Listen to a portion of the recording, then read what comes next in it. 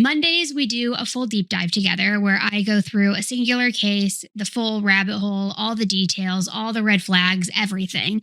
And then on Thursday, I come back on and we do headline highlights together where I talk through everything that's going on this week in the true crime world, case updates, trial updates, brand new cases, everything in between, just so that you can really stay on the pulse of everything that is going on in the true crime universe.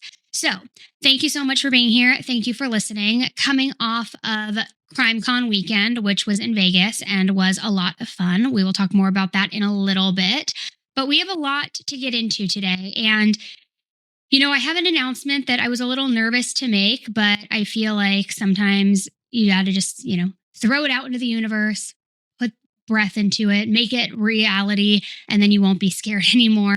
And that announcement is that Amy Collette is here today.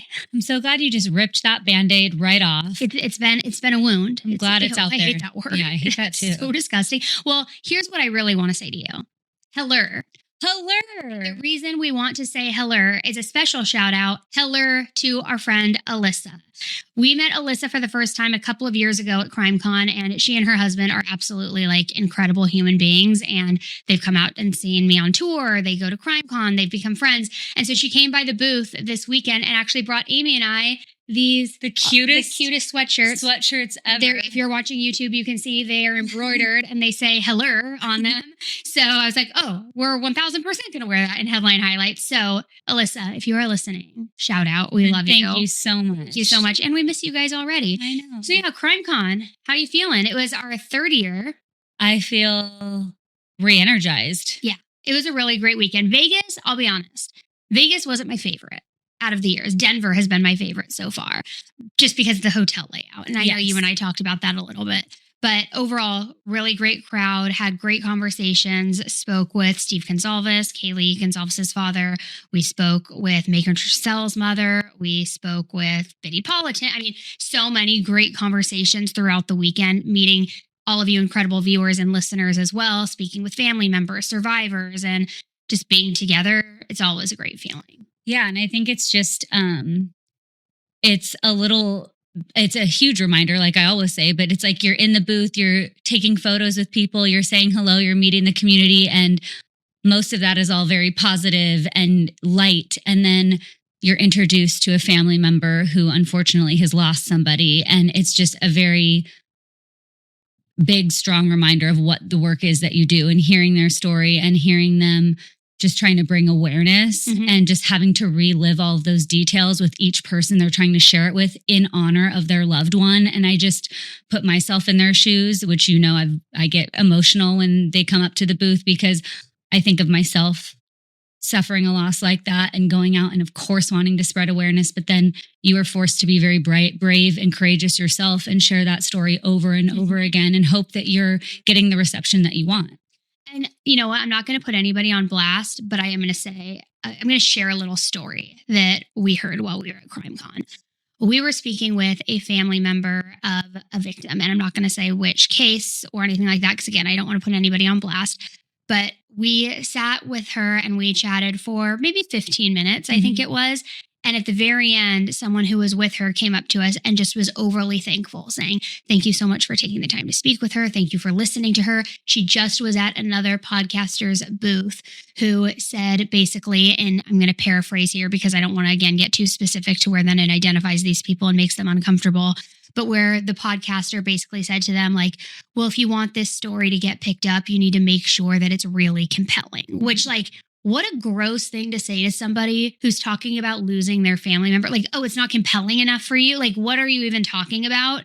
And so, I can't even imagine the audacity of saying that. It's just unbelievable. And so it was heavy weekend, but also, had really great pockets of some levity and meeting all of you guys and fun moments. And I have to say too, does it officially mean that I have made it when Chris Hansen comes up to the booth and asks for a photo? For me, that was my fangirl moment. And not only, I heard the voice before I saw the face. You just didn't want him to say, take a seat. And I was like, I know that voice. It means someone's in trouble. Yeah, he's catching a predator. When he came over and wanted to meet you and wanted to shake your hand and then he got in our photo booth and everyone wanted to take photos. I told everybody who was like waiting in line for a photo, I was like, hold on, guys, like for a photo with me, which sounds so stupid saying that, but I was like, hold on, this is the Chris Hansen booth until further notice. He has taken over, like he trumps everything. And his wife is just so sweet, the sweetest human being. Talk about a power couple. No, I know. And so came over, wanted to do a photo, was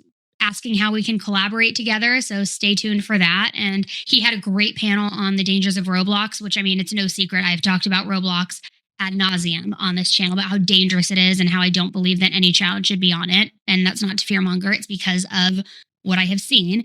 And I think I have to talk with Josh a little bit about it because he sat in towards the end of the panel and something happened during that panel where they were doing a live demonstration where an account tried to lure someone off platform onto Snapchat and the account got banned like in real time. Within seconds. Yeah. So again, do your research into Roblox. Actually, I know Josh from Dad Challenge podcast. That's his YouTube channel. I don't think he's on a podcast. I think it's only YouTube. He just did a whole recap of the Chris Hansen presentation. So you can go check that out and it'll give way more details. But yeah, overall, a fantastic weekend. We were sad that our girl Elizabeth couldn't make it. She was under the weather last minute. So we're going to have to make up for it in Orlando. Yes. That's where CrimeCon will be next year. It's next September. So September 2027, Orlando. I don't think you can use my promo code now, but you could try. Otherwise, pretty soon. I think they go on sale soon. So yeah, the promo code whenever you get your tickets will be Annie Elise. So just try whenever you're going to buy tickets, try to use that promo code because you'll get a huge discount. But yeah, it was really great. I'm trying to think what other I sat in on the Nancy Grace panel, of course, where she talked all about Nancy Guthrie. Yeah, chatted with Vinny offline a little bit about the David case. I think for me, I always just love connecting with the community. Mm-hmm. I think the feedback we get at CrimeCon is the most valuable of the year because you hear across all audiences why they tune in, what cases they're interested about hearing, what really meant a lot to them that we did cover. Yeah. And I think that's the most important feedback it's just getting for us. Out there. Yeah. Not being alone in a studio with a camera and like talking to people. That's why I love doing the live tour so much too, because it's kind of like CrimeCon just on a smaller scale where you're talking to people every night, meeting everyone.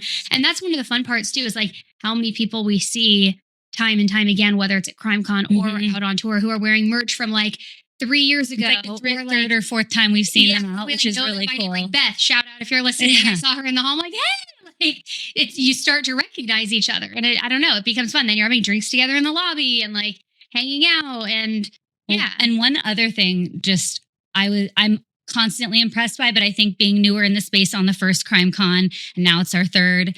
I'm beyond impressed with fellow creators and how supportive they are with one another. I mean, Annie was recording on a Thursday when we arrived. So our team got there. She arrived shortly after. But before she got there, Josh stepped up. Cece stepped up.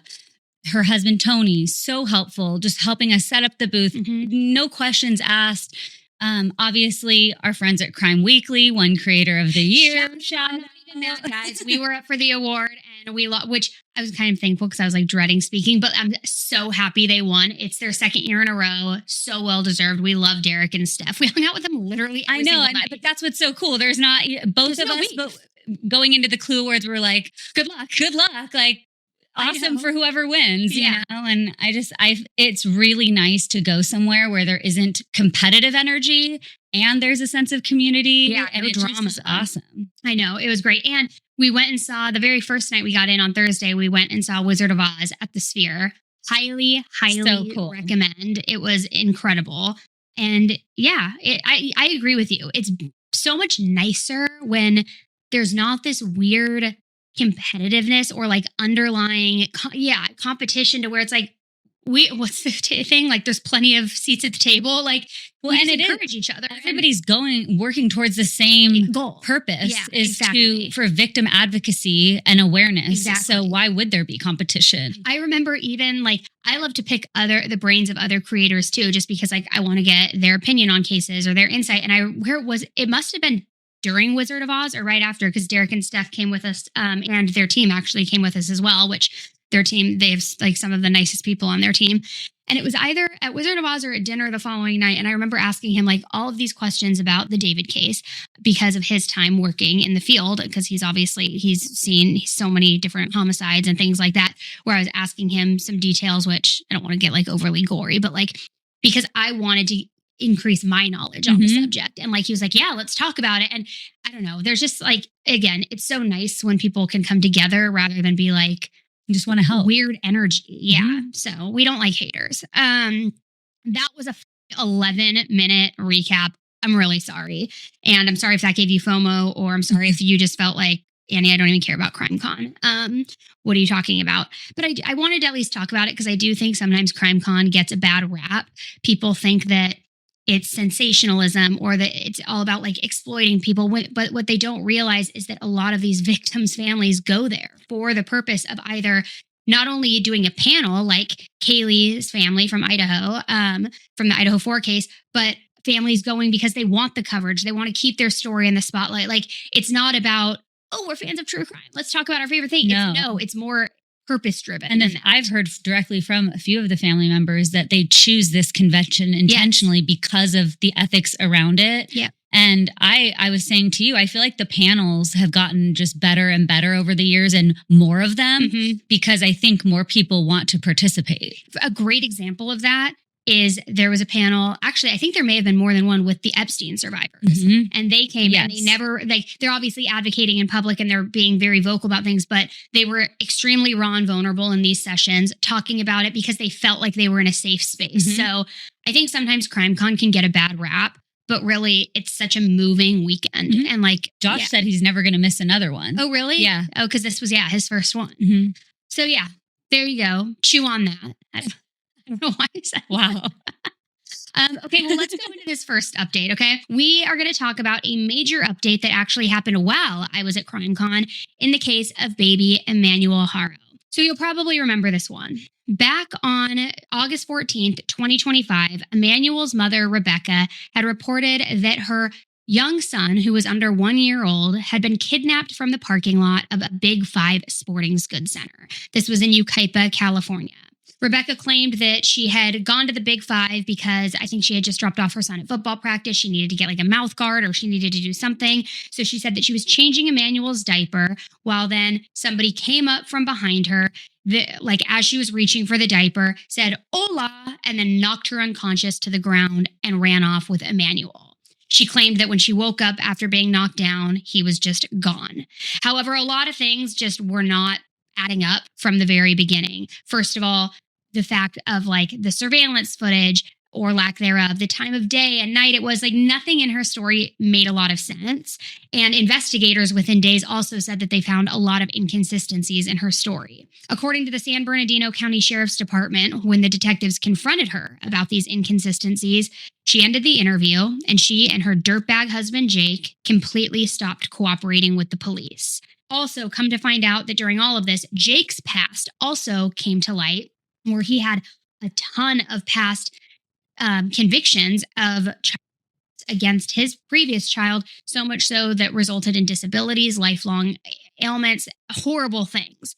So as that was, of course, coming out, people were like, obviously, where there's smoke, there's fire. Something's not right here. He has a history of this. This whole interview is off-putting. I remember they couldn't even like give a full description of him. Like, whereas if it were me, it's like, or you, I'm sure you're basically like, oh, my child, has a little scar on their ear, a freckle over here. They have big eyes. They love blue. Like things that are easily identifiable and characteristics. And they couldn't even like list one, which I'm like, that's weird. So finally, on August 22nd, the authorities announced that this alleged kidnapping really hadn't even occurred at all. And after hundreds of hours searching for baby Emmanuel, investigators said that they believed that he was in fact deceased. So then they were shifting their focus in the investigation to finding his remains. That same day, there was a huge raid on the house, and both Rebecca and Jake were arrested on suspicion of murder. So as we know, or if you've been following the case, Jake, the father, later pleaded guilty to murder and to filing a false police report. also child endangerment.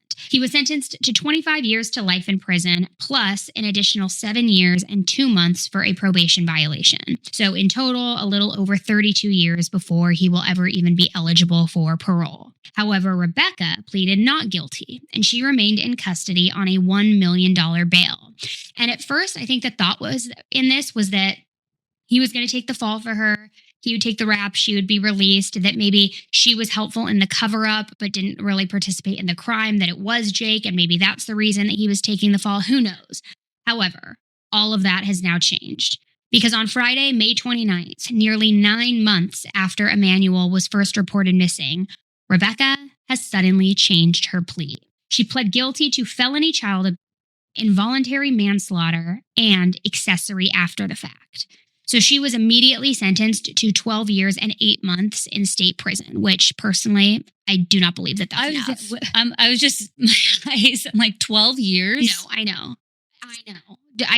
So the assistant district attorney said, quote, Rebecca's plea and sentence today reflects her sins of parental omission. Her choice not to intervene was a choice to allow, if not facilitate, Emmanuel's death. This defendant had a legal and moral responsibility as Emmanuel's mother. She catastrophically failed in that duty. So even though both parents have now pleaded guilty, there is still, of course, a huge, major unanswered question in this case. Because at the time of this recording, not only do we not know what happened and why, not that the why necessarily matters, but like when did it happen? Why did it happen? Because there also weren't any recent photos. But also, Emmanuel's remains have not been recovered. Now, early on, I will say this too. After Jake was arrested, it's believed there was like all of this footage where he brought the police to like this shoulder of the freeway, this off ramp, but like the shoulder of the freeway where there's just like all of this vast land and desert. And it's in Yucaipa, which is like more of like the desert area. So a lot of people believed that, oh, okay, he was arrested. Now he's cooperating. He's leading the authorities to Emmanuel's remains. Why else would they be there and take him out? I think he was even in his like orange jumpsuit when they took him out. However, they searched and searched and searched, and it didn't yield any results. So then the conversation became more of, even if they did dispose of his remains in the desert, animals may have gotten to him. Things could have moved. I mean, so many different scenarios. So I don't know that we will ever know where Emmanuel's remains are, if he was placed in the desert or something like that. And I don't know that they necessarily will ever cooperate and say that. Maybe they will, since they already pleaded guilty. I mean, maybe there's nowhere to go but up from there if you cooperate and share that information. But as of now, we still don't know the why or the where.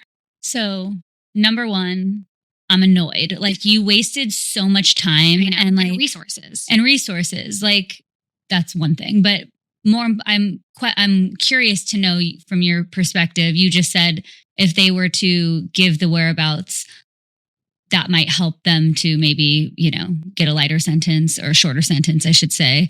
I don't think that would, because they've already been sentenced, but when they're eligible for parole or early release, then that would probably go a long way. If you're cooperating, you show remorse, you're saying, let me tell you where he is and everything that happened. Well, because my first thought was, why not share where the remains are at this point? Mm-hmm. Like, put that little boy to rest the way he deserves. Like, you already up as a parent. Right. There's no coming back. You've admitted to it. So do the right thing at this point and give that little boy the burial he deserves. Which maybe Jake was trying to do that, though. Not trying to be the good person, but like trying to lighten his sentence early on and take them to that area where his remains were disposed. And unfortunately, animals moved him. Oh, so you think the intention to show? Because I was thinking, is that there's nothing to lose at this point. Well, in the manner of which perhaps that he died, could that maybe worsen their sentence? And that's why they're like, if they don't find them, then we don't have to find him, then at least we don't have to say the cause of death and manner of death. Yeah. Because she did plead guilty to involuntary manslaughter. So rather than like first degree or something like that. Possible. So I don't know. But Jake pleaded guilty to murder.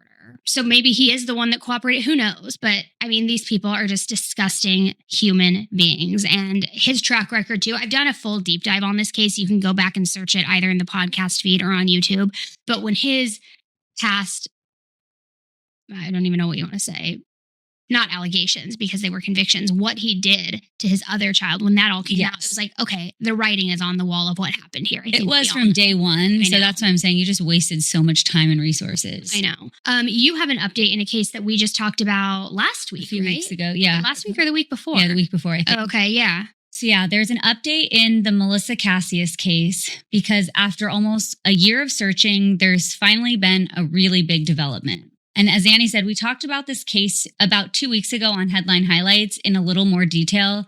Just as a quick recap, Melissa Cassius was a 53-year-old woman from Taos, New Mexico, who disappeared on June 26th, 2025. Now, that morning, she took her husband to work at the Los Alamos National Laboratory, where they both worked. Then she went home and told her daughter that she had forgotten her work badge and was going to work from home instead that day. Around noon, Melissa brought lunch to her daughter at work, but then after that, she seemingly just vanished. And by 2 p.m., Melissa's boss had contacted her husband because she had never clocked in to work that day. Then at 2:15 p.m., Melissa was seen on surveillance footage walking southbound along State Road 518 near Talpa. And that would end up being the last confirmed sighting of her. Now, one of the things that has made this case so frustrating was that there never seemed to be any clear answers as to where Melissa went or what happened after she was last seen walking down that road. But now there has been an update. Last Thursday, May 28th, exactly 11 months and 2 days after Melissa disappeared, a hiker found human remains in the Carson National Forest about 6 miles from Melissa's home.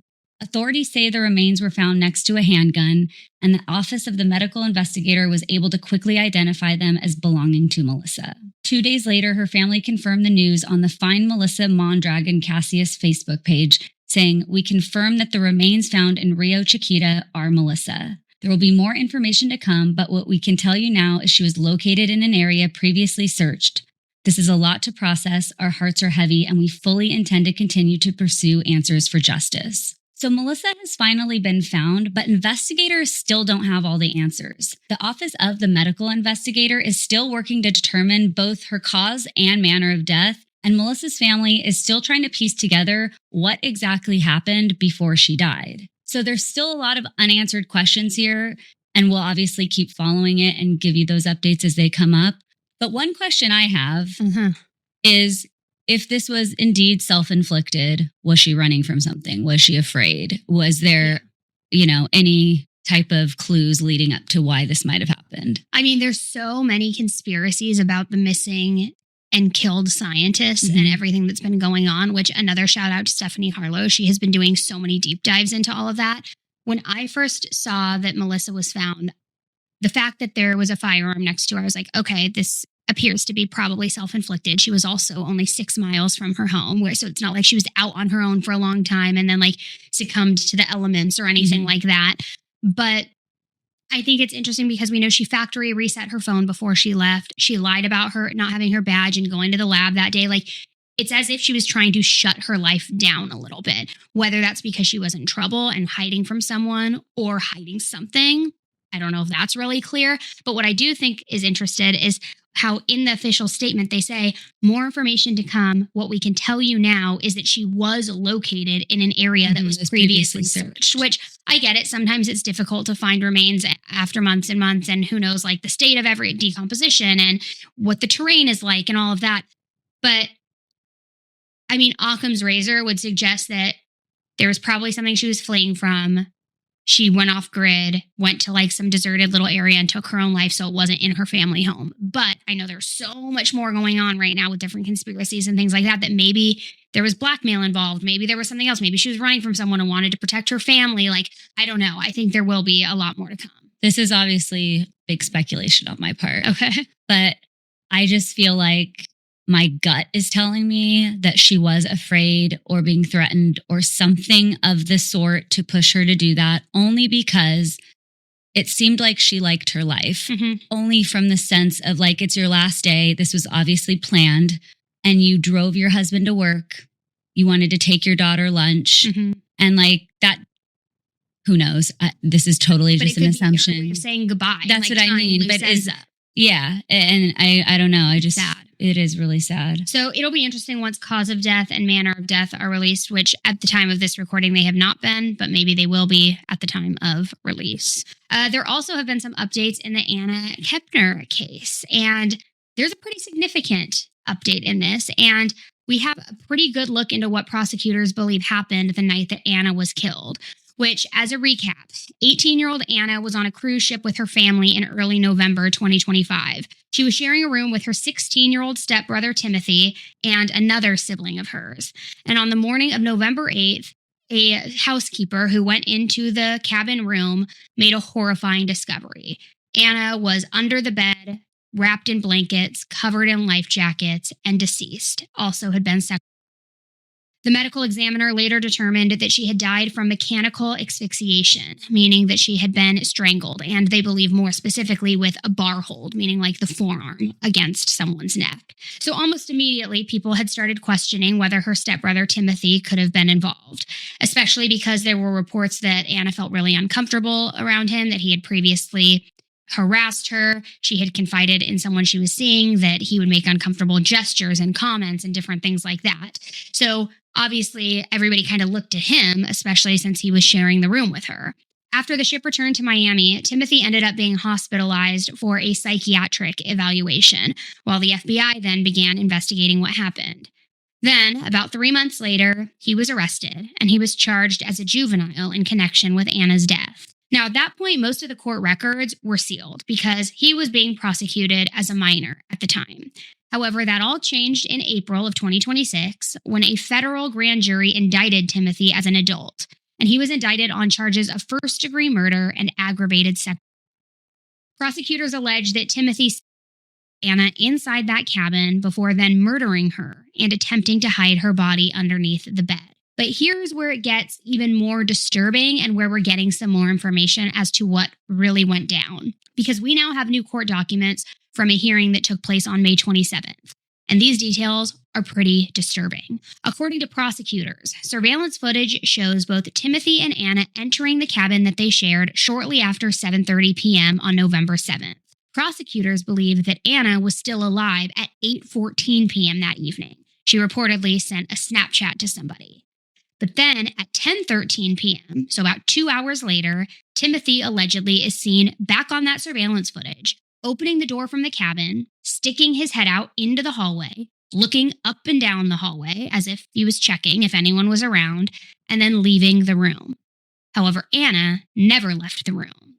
Prosecutors also say that Wi-Fi routers on the ship show that Timothy then carried Anna's phone all the way away from the cabin onto another deck and disposed of it. Investigators believe he threw it into a trash can rather than overboard because the phone was later recovered from a trash collection bin by a cruise ship employee, which I have to say, like, error number one, why wouldn't you throw it overboard into the sea? Why would you, dispose of it on a moving ship? Like, you're taking the crime scene with you, my man.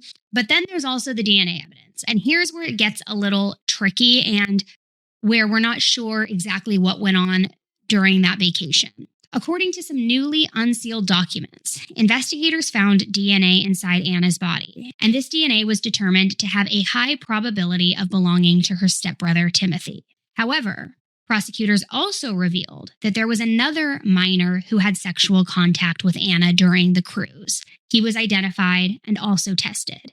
So his DNA was compared against the DNA that was found inside Anna, and the investigators determined that it was not his, and then that's when they looked and they determined it was Timothy's. The documents also revealed some new details from Anna's autopsy. Prosecutors say that Timothy allegedly had strangled Anna so hard with so much force that her eardrum ruptured. The medical examiner had already determined that Anna had died from asphyxiation, which we talked about.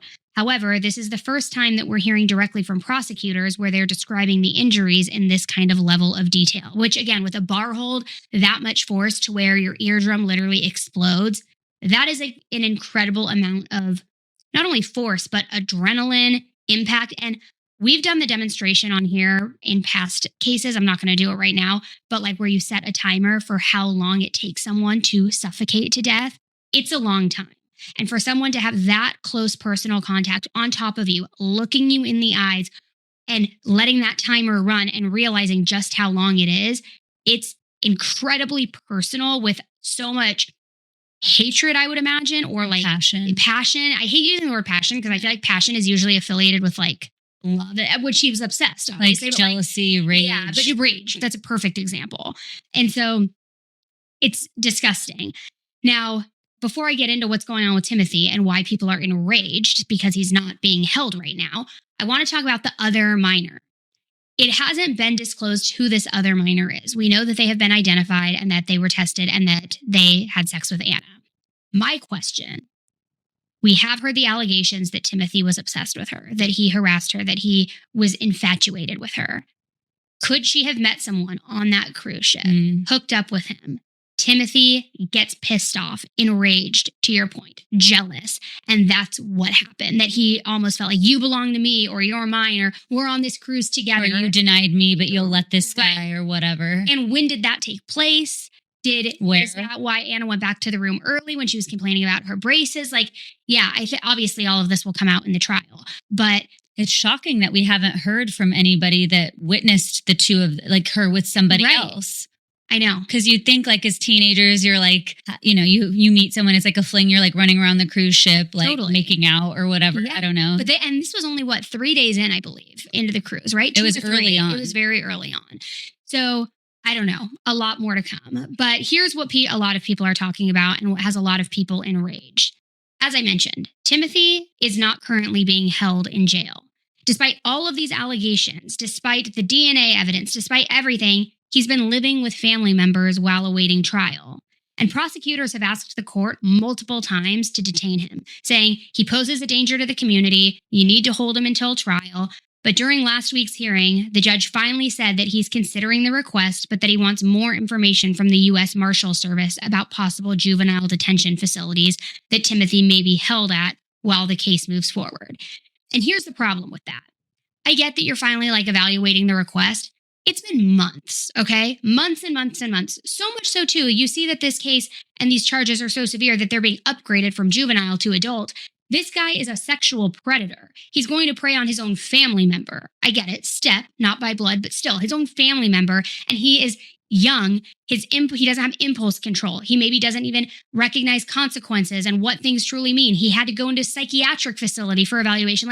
Clearly this is a dangerous and unsettling person to just be out there in the community, especially now that he knows he's going to be tried as an adult. He probably has nothing to lose at this point, not to mention that he would maybe possibly flee, but also that maybe do whatever you want to do before you're incarcerated and your whole life is ripped away from you.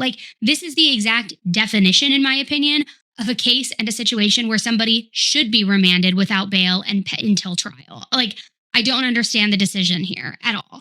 And that's been one of the most frustrating parts for a lot of people who are following this case, because the prosecutors are laying out exactly what they believe happened, yet he's still out in the public, living life as if nothing happened with, maybe a few restrictions, but nothing major. Now, the defense's position has basically been that Timothy will continue to comply with the court orders, that he will show up for the hearings, and that he will not pose a danger while he's out on release, which, great. But that's also all lip service. How do you know he won't pose a danger? I'm sure that Anna's family didn't think he posed a danger when they went on this family cruise. What do you mean?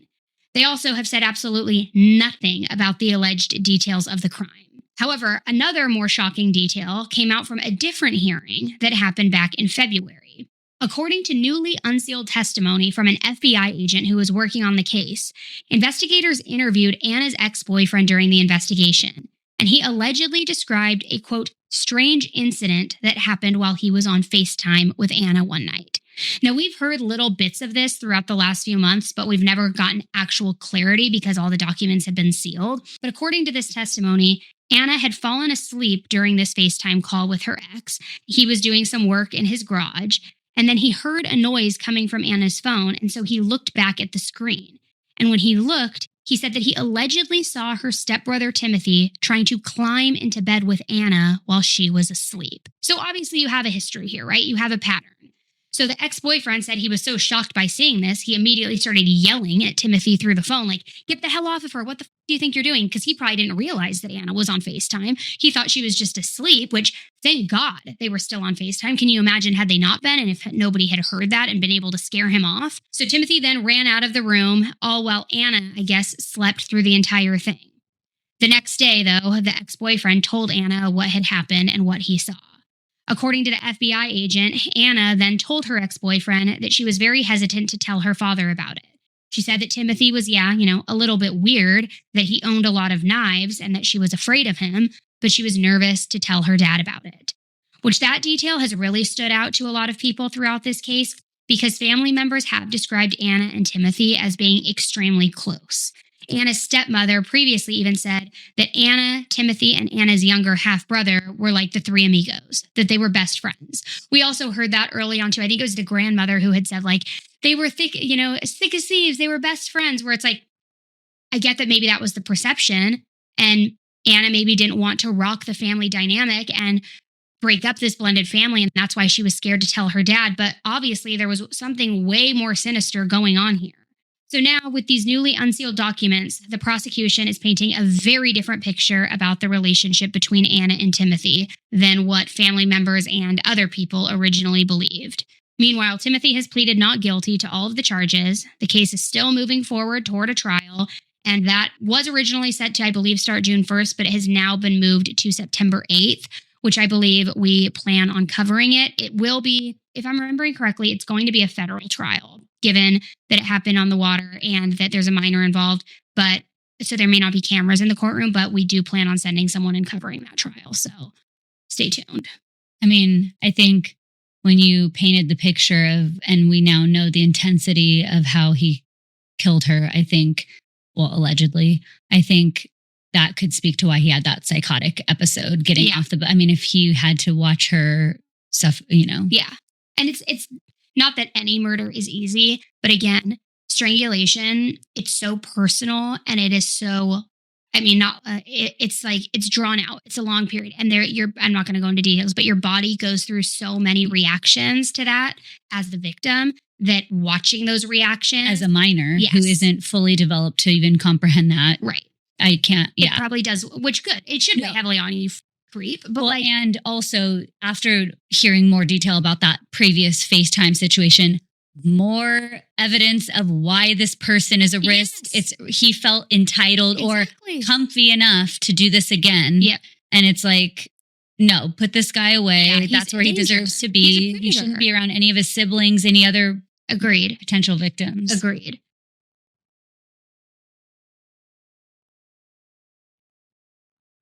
You know those days where you're starving, you're exhausted, and there's technically something healthy sitting in the fridge, but the thought of planning, prepping, or cooking just is not happening and not on your radar? I mean, for me, I'll be honest with you, eating healthy, it's kind of a willpower problem, but it's also more so a setup problem. But that's one of the reasons that Factor stands out, which I've talked to you about Factor before because I live and die by Factor, especially on heavy recording days. But they deliver fully prepared meals designed by dietitians and crafted by chefs that are delivered right to your door, which means that you can stay on track without grocery shopping, meal planning, or spending time in the kitchen. And I also like that there are over 100 rotating weekly meal options, so it never feels repetitive. And everything also arrives fresh, never frozen. It's so easy. It's a huge plus for convenience. Like I said, on high recording days, these meals are ready in just 2 minutes, which is a lifesaver because I know I need something quick, but I want to make better nutrition choices. I want something that tastes super good. So head to factormeals.com/AE50off and use code AE50off to get 50% off and free daily greens per box with new subscription only while supplies last until 9/27/26. See website for more details. Again, that is factormeals.com/AE50off for 50% off and free daily greens per box with new subscription only. Today's episode is sponsored by BetterHelp. Summer is such a mixed bag. On one hand, there are vacations, longer days, more time with family. But on the other hand, schedules get completely thrown off. The kids are at home, it's summer break. Suddenly, it can feel like you're juggling 100 different things at once. And sometimes it feels like you're thriving, but then other times it feels like you're just trying to survive until bedtime rolls around. And one thing I've learned is that if I don't intentionally make time for myself, the season can fly by without ever even feeling the least bit enjoyable. And therapy can really be a great way to better understand your needs, to feel more confident setting boundaries, and to create a vision of summer that actually feels good. BetterHelp has over 30,000 therapists worldwide and has served more than 6 million people globally. And they make it so easy to get matched with a therapist based on your needs and preferences. You just do a quick little thing online and boom, you are matched. And if you're not vibing with your therapist for any reason, you can switch with no charge. So you don't have to say yes to everything this summer. Find support and therapy. Sign up and get 10% off at betterhelp.com/AE. That's betterhelp.com/AE.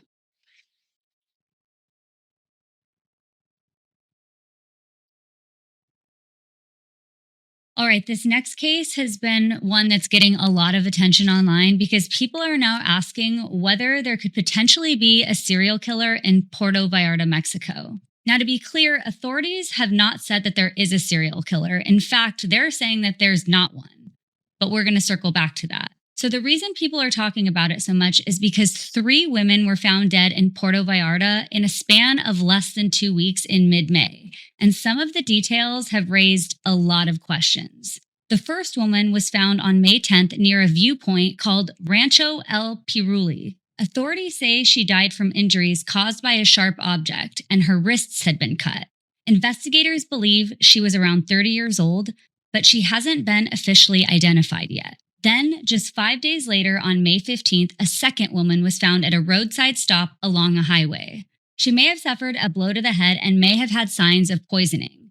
Investigators estimate that she was between 35 and 40 years old, but like the first victim, she has not yet been identified. And then on May 21st, a third woman was discovered on a dirt road in the Parque Las Palmas neighborhood.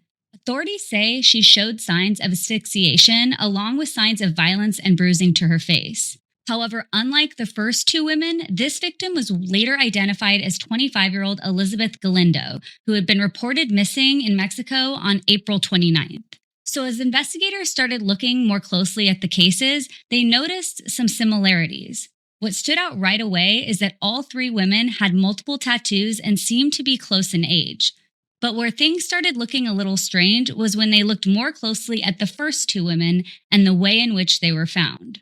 According to authorities, both women were found in a similar state of partial undress, with their shirts nearly pulled off. They were also both discovered in somewhat isolated or less traveled areas of Puerto Vallarta. And because of those similarities, authorities began looking into whether the cases could be connected.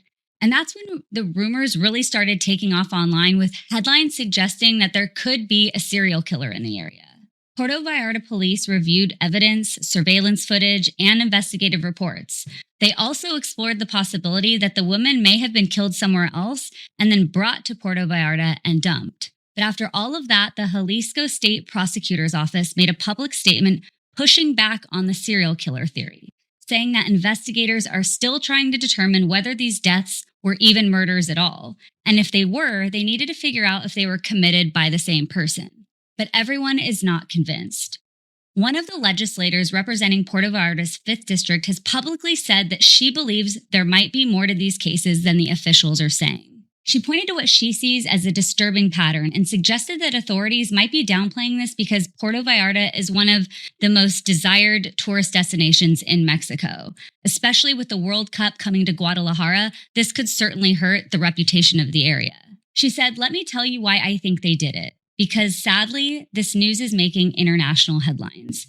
It is leaving our port city in a very bad light. I do believe this is something that puts us very much on alert, something that compels women to be far more cautious and sadly to live in fear." And another part of this that's getting a lot of attention is that in Puerto Vallarta, 5 women were murdered during the first 5 months of 2026 alone. And in comparison, there were only 3 murders of women reported there in all of 2025. So right now, there are still a lot more questions and answers. Authorities haven't confirmed if these cases are connected, haven't identified any suspects, and they haven't said if any of these deaths are even homicides, even though it might seem obvious from the outside looking in that they are. But I'm sure there will be more on this, and we'll keep an eye out for updates. I know for us, we go to Mexico all the time, or we used to, because it's so close. And I've always heard that Puerto Vallarta was a little more dangerous than some of the other areas. First, it doesn't surprise me if they're trying to skirt around the possibility of a serial killer. I feel like we have seen that in Texas. We've seen that everywhere because they don't want the community to be fearful. But also, yes, it's a huge tourist destination. World Cup is coming nearby. I feel like just recently, what was it? All of the cartel stuff that happened in Puerto Vallarta. Were there fires or something? Because I remember people being It wasn't the fire. It was like the cartel uproar, and like they were lighting gas stations on fire. They were robbing people, and it was like scary. And a lot of people were trapped there because the airport was even like shut down, and people couldn't get home. And so I do think that this is just one more thing. It's right off the heels of that. And so it's like they're probably trying to contain it as much as possible, but it doesn't look good. No, especially, I mean, that's a big spring break destination, summer. And I'll tell you one thing. It doesn't make me want to go to Mexico anytime soon. Or Hawaii. You would think Hawaii, but there's just a serial killer in Hawaii. Well, and I read last night that an American citizen was killed in Cabo. Several innocent bystanders caught in gunshot. They were shot because there was some sort of a feud, and it was in Cabo. And gosh. All right. Well, I want to talk about Mackenzie Shirilla again. And like, I know. But you know what? I'm really hopeful that this is like the last week or the last 2 weeks. But we FOIA'd Mackenzie. We've already been sitting on so many documents, but they've been like kind of tight-lipped to give a lot of like the digital stuff. And what I mean by that is like photos, videos, all the jail calls, things like that. And we have like terabytes and terabytes worth of data now. And I'll talk about more of that in a minute here. But what I really want to talk about right now is something going on with her dad. Because ever since this documentary, things just keep piling up and getting worse and worse. Now, as a quick recap, just in case you've been sleeping under a rock, Mackenzie Shirilla is the Ohio girl who was convicted of murdering her boyfriend Dominic and their friend Davion after prosecutors said that she intentionally drove her car nearly 100 miles per hour into a brick building back in July of 2022. She was convicted in 2023, and then she was sentenced to 2 concurrent sentences of 15 years to life in prison. Now, one of the biggest things that people are talking about this week is a recent interview that Mackenzie's dad, Steve Shirilla, gave. And he gave this interview on a podcast called True Crime This Week. During this interview, Steve talks a lot about, quote, the facts of the case that the prosecution didn't present, how this case should have gone a lot differently, and that the documentary should have also gone differently. But more notably, he says that Mackenzie did not intentionally kill Dom or Davion. He was even talking about Mackenzie being remorseful at one point and said that if she had truly planned to kill Dom, it wouldn't make sense that Davion was in the car also. Specifically saying that Davion, quote, would have never been in that car if that had been her intention. Take a listen. This has nothing to do with the boys. It's, again, tragic that those boys died. And she has some responsibility to it. But what that is, nobody is ever going to know. And because nobody was in that car. And there's no evidence and there's no story. There's no paper. There's no note. There's no video. My daughter and the remorse. That's another thing that's huge. I sat with my daughter for 3 months in that room right there. 3 months. Watching her watch every video, every song, every picture about that boy. There was a shrine to him in that room. Shrine. Cried herself to sleep every night. I know the trolls are going, she shouldn't cry herself to sleep. She has remorse. She was upset. If you would have heard her when she found out that Dom died, if you would have heard the sound that came out of her, it would have crushed you. She was 17. She's a dumb kid. She wasn't breaking up. She didn't do it on purpose. And I've asked her, did you do this on purpose? And she's going, no. And I would think if my daughter was that mad at that boy to want to kill him that way, Davion would have never been in the car. Now, not for nothing, but we know that Mackenzie is selfish, entitled, and only cares about herself. So I don't think it would have mattered at all who else was in that car. I think she had laser-focused vision on what she was planning to do. And it didn't matter if it was Davion in the car. It wouldn't have mattered if it was Rosie in the car. It wouldn't have mattered anybody else was in the car. Just my opinion. But he also talks a little bit about how he was put on administrative leave after the documentary came out, which, if you don't know, he's an art teacher at a Catholic school. And he said that the school apparently had a problem with some of the things that he said about drugs, which I kind of agree with, okay? Because I don't know what he thought when he went on a literal Netflix documentary and said he doesn't care if his child smokes dope or smokes weed, and that he thinks that that's better than other drugs. Obviously, if you're supposed to be setting an example for children, maybe you don't give them a pass on drugs if they're minors, or at all. It just makes no sense to me. So now he's saying he kind of wants to play the whole poor me card, saying he doesn't have a job. My daughter's innocent. She's remorseful, even though, your daughter caused something incredibly horrific and devastating and life-ending with THC in her system. And yet your hot take is that you don't care if she smoked weed. It just obviously did not land right for anyone. But then he went on to double down what he said, and he tried to explain why he was okay with it and said that she needed to do it to learn for herself, which, take a listen. I know you come from an art background, graphic design. Yep, graphic design. Yep. And then you were teaching art. Yes, right? yes. Now, what's happened since the documentary came out? Well, apparently the diocese had a problem with something I said in there, along with Did people contact the yes, diocese? that's my understanding. There was a website out of Parma, Parma something, and I guess they just called in and made all kind of stupid, baseless accusations, and then the diocese has an obligation to protect the kids, which I understand. But the problem I have with the diocese doing how they did it is they didn't talk to me. They just acted. When here it is, boom. So you were teaching for like a Catholic school. Catholic school, yes. They're saying that because of the drugs or something. Something. I mean, in the documentary, we were talking about her. Didn't have a problem with her. I didn't. As you know, as a parent, I pick my battles. You know, I'm sorry if I find marijuana not that dangerous as I find alcohol or cocaine or whatever. You know, my daughter, beyond what everybody else seems to think or wants to interpret or glean, she seemed mature enough to handle it. I didn't see a issue. It wasn't causing her to be late for this or not do this or get in an accident. You know what I'm saying? There wasn't anything that was, and I had other battles I wanted to fight with her, and I taught her right along. I said, look, you can't be driving with it, blah, blah, blah. Watch with, you can't be careful with Dominic, if you get caught, he gets caught, you get caught. All I can do is teach her and try to make her learn. She's a lot like me. When I was little, I needed to do it, experience it to learn it, and don't touch the stove. Steve, don't touch the stove. And I go touch the stove and got burned. It's who she is. She has to learn for herself and make her own choices. And that's what I was doing. And she was getting older and her and Dom were making a life together now. So then there was another thing that also came out this week. Another phone call was released that has sparked a lot of backlash online. In this phone call, Mackenzie is talking with her mom about her future, saying that she wants to become a life coach and that that's her plan if she's ever released from prison. Which during this call, her mom, who we know is like not only enabling, but also just as delusional, in my opinion, she says, you're going to be able to help so many more people than you already were. You know what I mean? Just because of your experiences. And Mackenzie says, I'm going to be a life coach and stuff. I'm going to be everything. I'm going to do everything. Take a listen. All the things you have been experiencing. It's so much. So many highs and lows and ups and downs. A pillar of strength, my love. It's like, man, I'm home and just like, pillar of strength.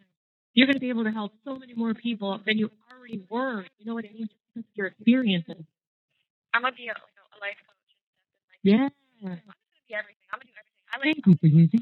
Now, look, I'm all for being aspirational and maybe wanting to better things, but the last person in the world that I would take life coaching advice from would be Mackenzie Shirilla. I would sooner take life coaching advice from Casey Anthony, which says That's a lot. a bold statement. I know, but truly, because let me walk that back a little bit. I was like, let's rethink that. I mean, here's where I'm saying. At least she was smart enough to get out of. We all know what she did, but at least she was smart enough and intelligent enough to lie enough to get out of it. It's there's at least some sort of skill set there, being deceitful and being bad. Mackenzie is just this entitled, selfish little creep loser who only cares about her slutty Halloween costumes, ripping the bong in the car, selling feet pics and jerking people off with her feet. See, I almost not prefer, but I prefer someone who's just doesn't care. Who's openly who they are. And I'm a nightmare person, but this is what I do. I'm just going to be out there. Whereas Casey Anthony was trying to be this professional universal who was working and this worried mom. Where Mackenzie's kind of that. I'm jealous. I'm the coolest girl in school and I can smoke weed and drive and like this badass. So the writing's on the wall. Obviously, we hate her, but at least she was who she was. Casey was trying to like be this person that she was not even close to being. I'm going to sign you. I'm going to reach out to Mackenzie and tell her you want to sign up for her course. And it's going to be a pyramid scheme and you're going to go broke and you're going to take all the say Merry Christmas, What Amy. kills me is how many people talk about her accent in jail and that it just like came out of nowhere and that she's trying to be a hard. badass. I know. I can't with her. So you know what? I take it all back. I don't want life coaching from any of them. I want life coaching from Mike King at Profiling Evil. Love that. We love Mike King. I was so happy to get like see him again this weekend, and we love him. Okay, so anyway, the comments obviously quickly spread online with a lot of people questioning whether she has even fully accepted responsibility for what happened at this point.